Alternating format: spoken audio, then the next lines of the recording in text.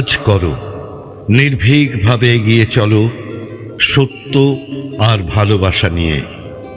নিজেদের বিপদ থেকে টেনে তোলো। তোমার উদ্ধার সাধন তোমাকেই করতে হবে। ভীত হয়েও না, বারবার বিফল হয়েছে বলে নিরাশ হয়েও না। কাল সীমাহীন, অগ্রসর হতে থাকো। বারবার তোমার শক্তি প্রকাশ করতে থাকো। আলোক আসবেই।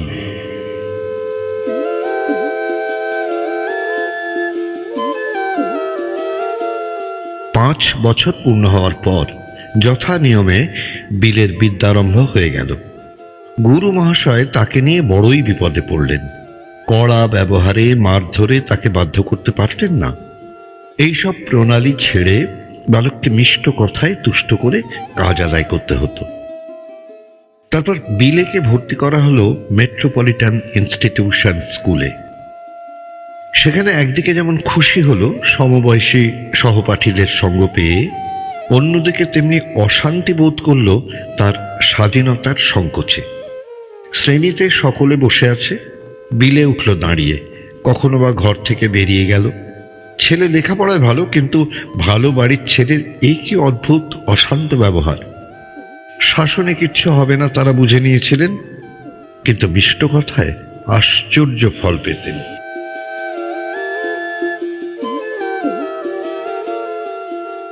নরেন্দ্রনাথ তার নিজের গুণে সহপাঠীদের ভালোবাসা, বিশ্বাস ও শ্রদ্ধা অল্প দিনেই পেতে লাগল। খুব শীঘ্রই তাদের নেতা হয়ে দাঁড়ালো। এমনি সময় একদিনের ঘটনা। দল বল নিয়ে পাড়ার এক চাঁপা ফুলের গাছে চড়ে বসল আমাদের বিলে, অর্থাৎ নরেন। গাছের মালিক বাড়ির কর্তা বুড়ো, নরেনের এক সাথী তার নাতি।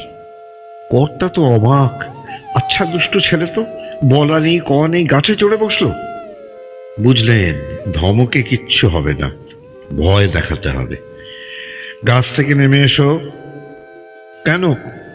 ও গাছে ব্রহ্মদত্তী আছে, তাতে কি হবে? দুপুর রাতে ঘর মটকে দেবে, তাই নাকি?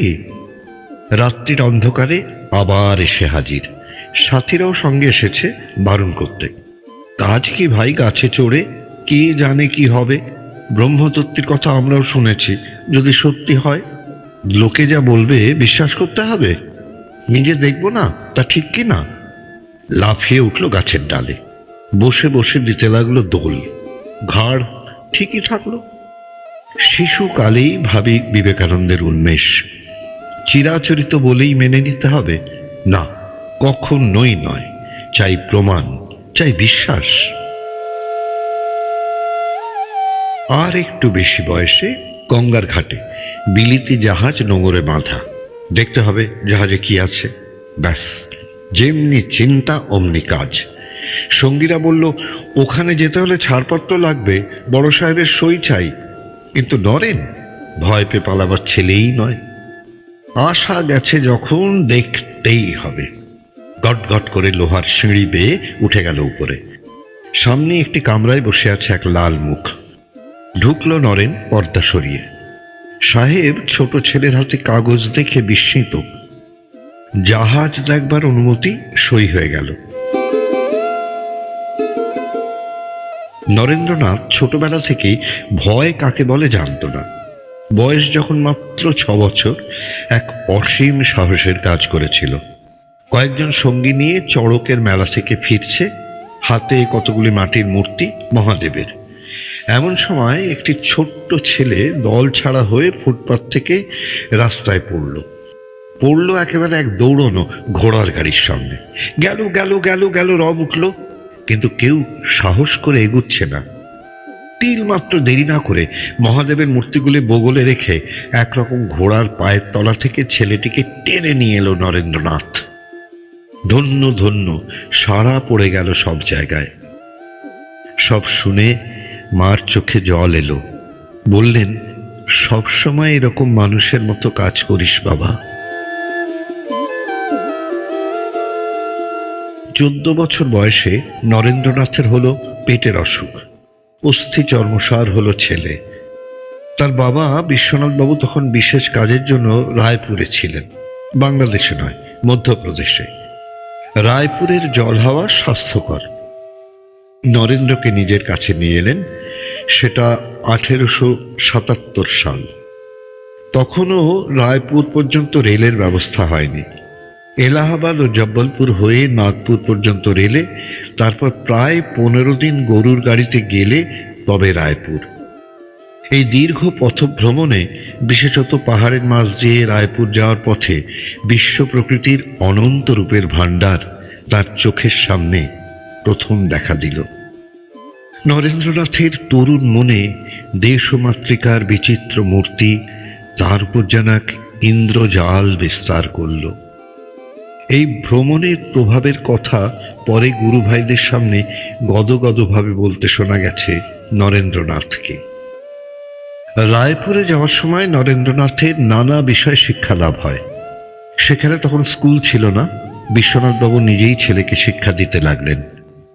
স্কুলের পড়ার বই ছাড়াও ইতিহাস, সাহিত্য ও দর্শন সম্বন্ধে ছেলেকে নানা বিষয় পড়াতে লাগলেন। আর হতো প্রতিদিন বিকেলে বন্ধু বান্ধব নিয়ে সাহিত্য সভা। বাবার ইঙ্গিতে সে আলোচনায় যোগ দিতেন 14 বছরের বালক নরেন্দ্রনাথ। একদিন সাহিত্য আলোচনা করছেন একজন প্রসিদ্ধ লেখক। বাবার কথায় বাবার সেই বন্ধুর সঙ্গে আলোচনায় যোগ দিলেন সেই বালক। চমকে উঠলেন সেই সাহিত্যিক। প্রায় সব খ্যাতনামা লেখকের বই পড়ে ফেলেছে এই বালক।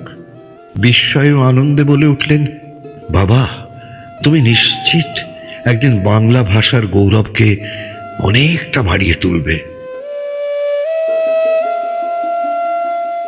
এই ভবিষ্যৎবাণী কি সফল হয়নি?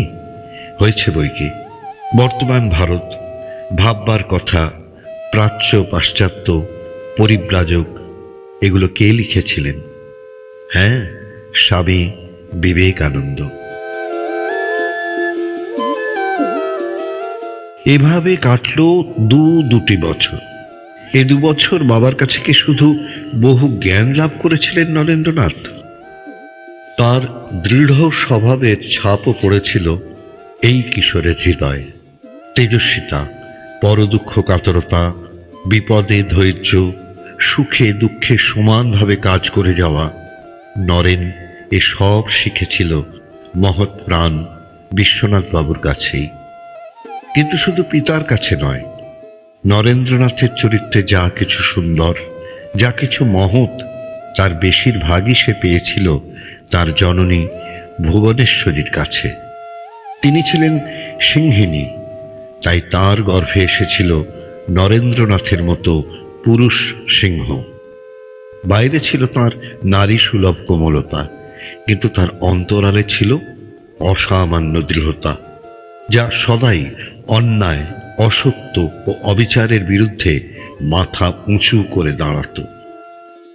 এমন না হলে ভাগীরথীর তীরে পুত্র স্বামী বিবেকানন্দের চিতার পাশে দাঁড়িয়ে অকম্পিত স্বরে শেষ প্রার্থনায় যোগ দিতে পারতেন কি?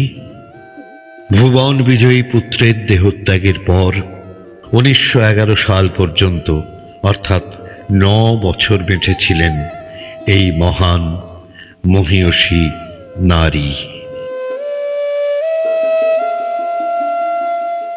স্বামীজির ছেলেবেলার বিভিন্ন মজাদার ও শিক্ষণীয় গল্পের সম্ভারই আমাদের নিবেদন। আর অন্যান্য গল্প সহ এই সিরিজ শুনতে হলে ফলো করো তোমাদের প্রিয় চ্যানেল গপ্প জংশন। নতুন ভিডিও নোটিফিকেশন পেতে বেল আইকনটিতে অবশ্যই ক্লিক করো। তাহলে দেখা হচ্ছে আবার আগামী সপ্তাহে।